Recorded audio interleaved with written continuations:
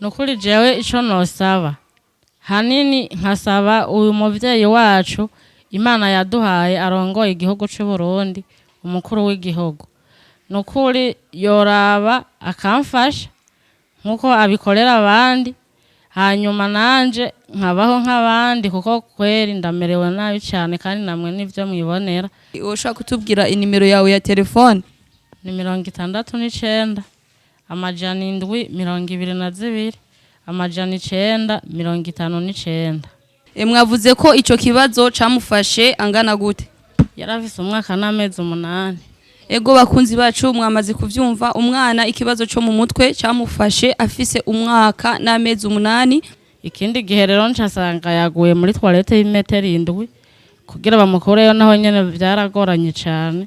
Umugabo twahorana mukabisanzwe yarantaye aragenda hanyuma iyo yagiye numva ngo yagiye Tanzania ubu sinzi yageze. None ko aboshwe uyu mwana yoba yidegemvya gute?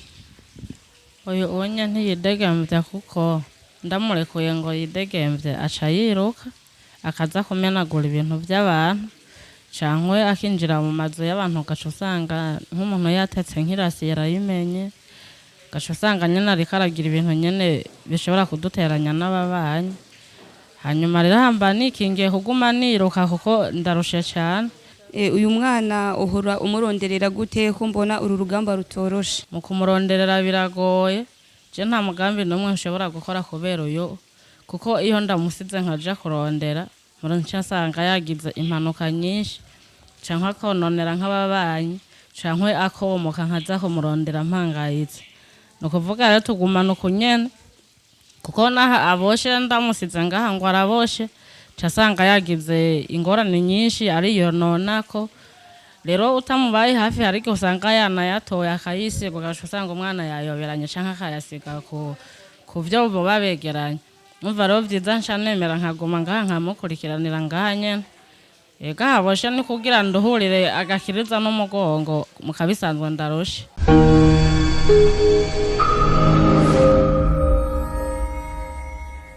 Salut bakunzi ba Mijo Talent TV, turabaramukije tubaha mwaramutse namwiriwe bivanye naho muherereye. Kuri mikroni Odile ndiho kubgayo. Uyu munsi idasanzwe aho twabateguriye inkuru idasanzwe aho twaramutse tugendera umufasoni Estela afise umwana w'umuhungu agendana ubumuga bwo mu mutwe.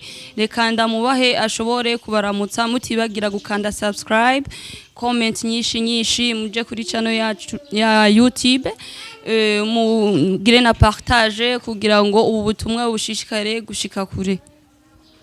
Amahoro y'Imana ndabaramukije gose.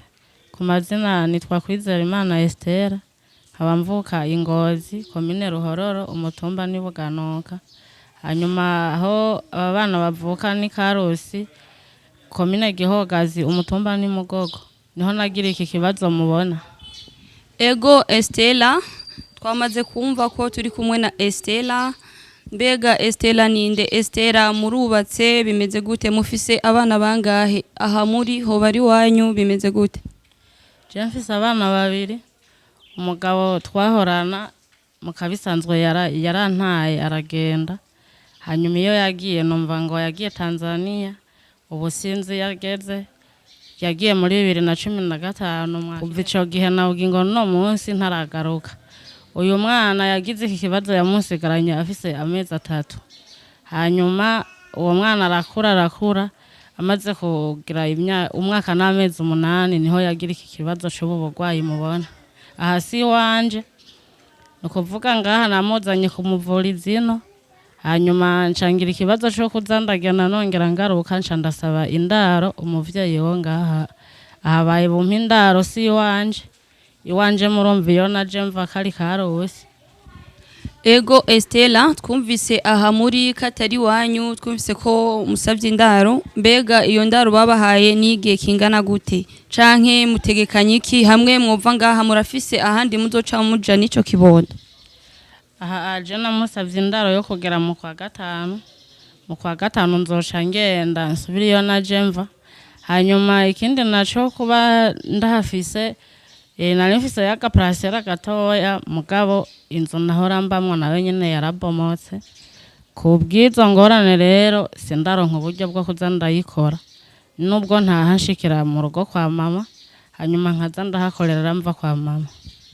Ego murakoze cyane bakunzi bacu ba Mijo Talent TV, twamaze kumva ico ikiganiro cy'uyu munsi, twamaze kumva inkuru y'uno munsi y'umwana muto agendana ubumuga. Mbega uwo mwana uyu munsi afise imyaka ingahe? Afise imyaka 6 n'amezi 7. Mwavuze ko ico kibazo camufashe angana gute? Yarafise umwaka n'amezi 8. Ego bakunzi bacu mwamaze kuvyumva, umwana ikibazo cyo mu mutwe camufashe afise umwaka n'amezi 8. Uyu munsi mwumvise ko afise imyaka 6 n'amezi 8.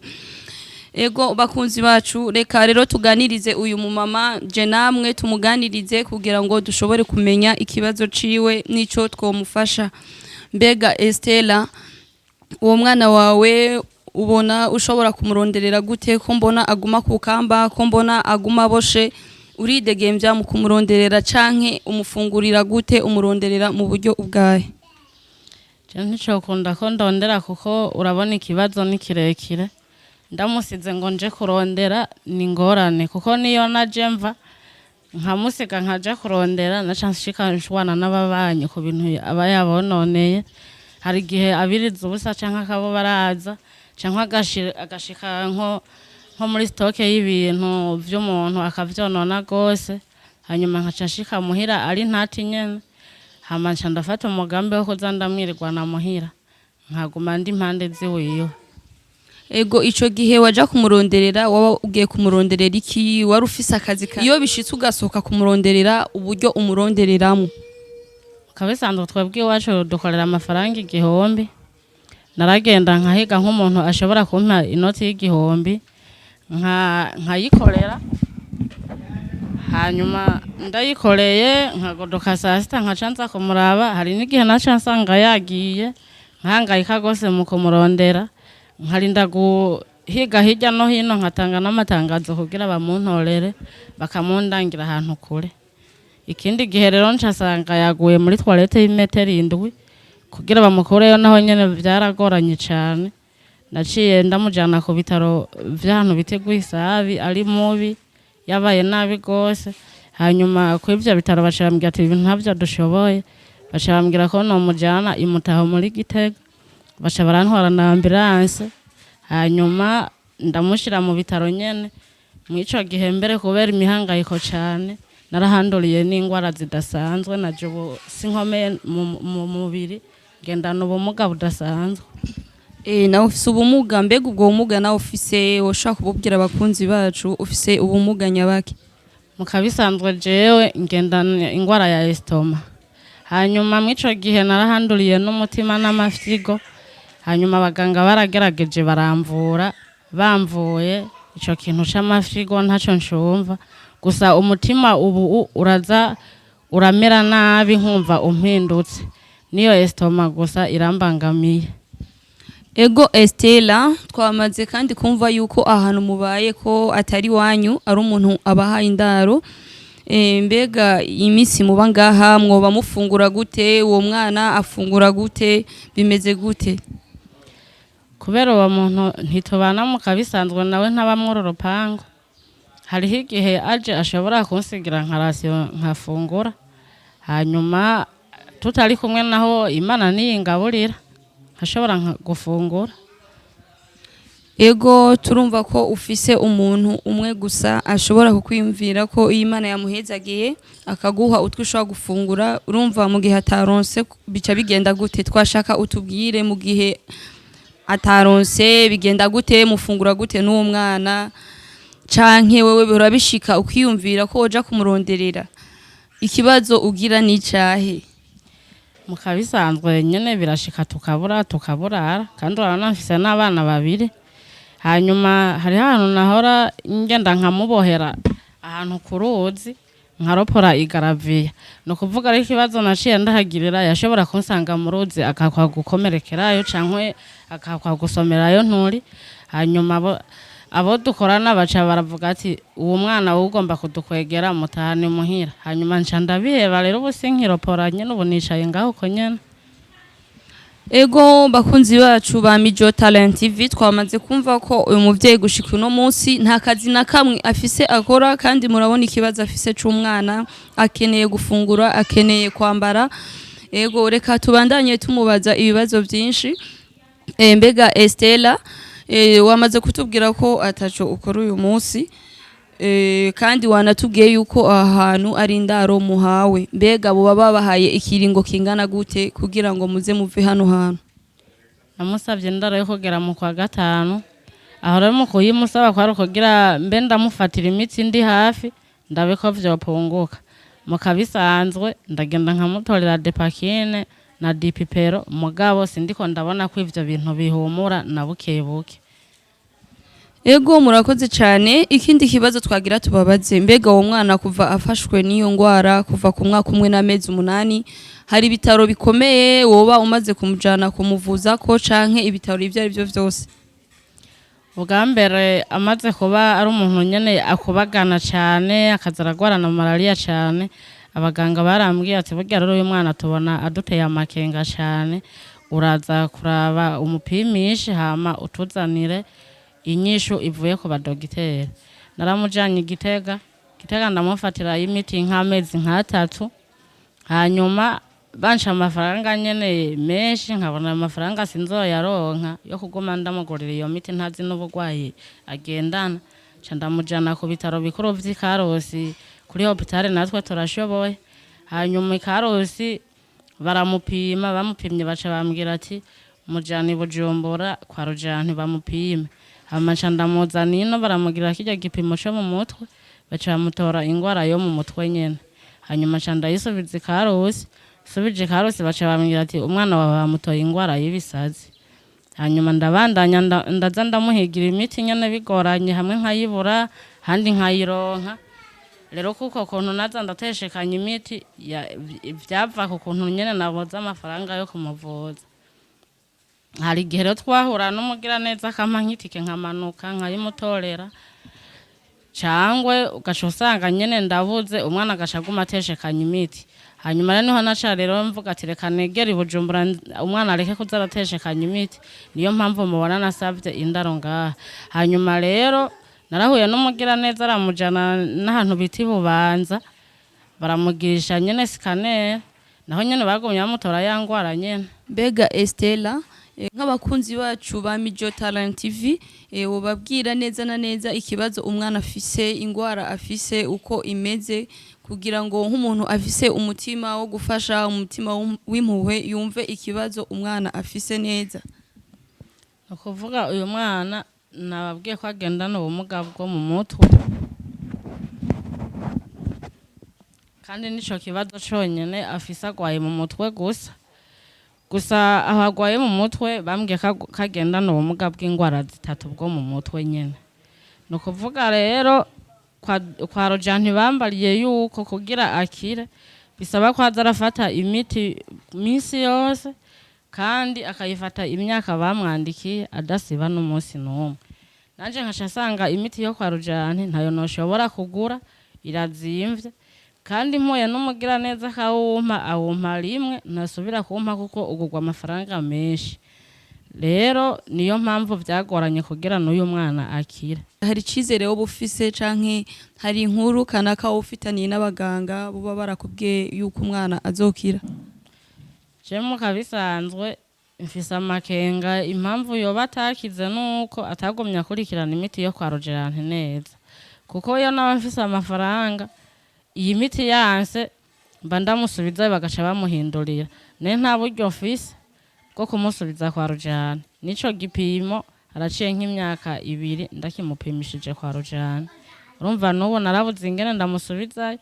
Hariyo iyindi ngwara yamufashe ubu, araba paralize umubiri wose, ivyo bintu bigahera mu kuboko kumwe bigaca bimanukana uruhande rwose, n'ukuguru bigaca bimera nka kurya ko umuntu agwaye ubugaro.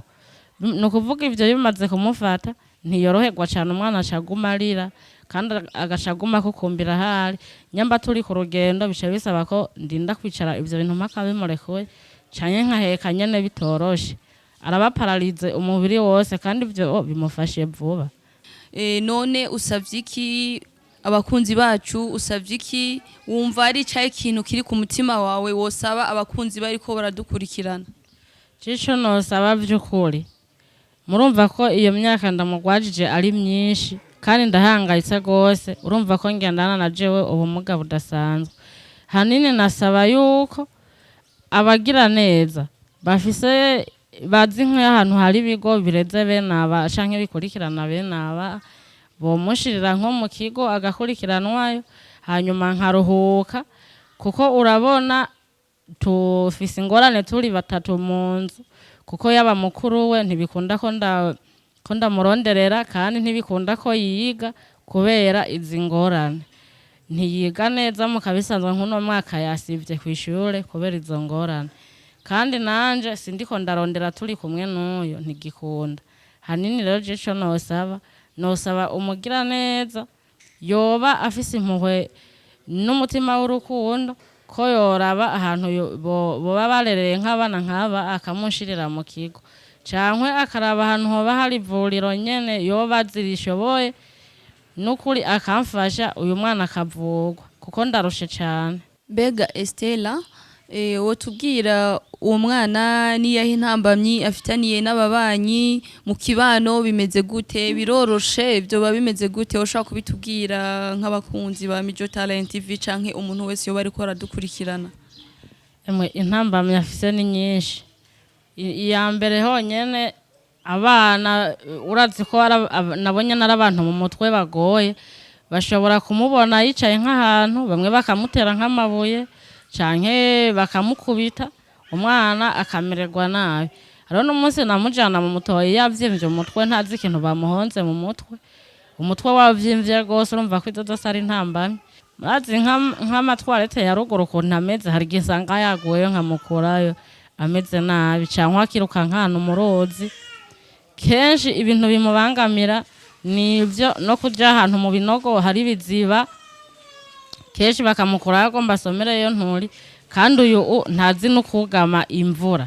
Imvura naho yogwa ingano kungana iki ntazi kuyugama. Nukuvuga rero hatabaye nk'umuntu aca seruka aca mukurayo, umwana arononekara cane, kuko haro n'umunsi bamukora ahantu bororeye ifi mwabirya binogo bita inyanja, bamukuye ariko agomba gusoma nturi, nanje ndiko ndamuhiga. Ni kenshi rero amererwa nabi mu buryo nk'ubwo.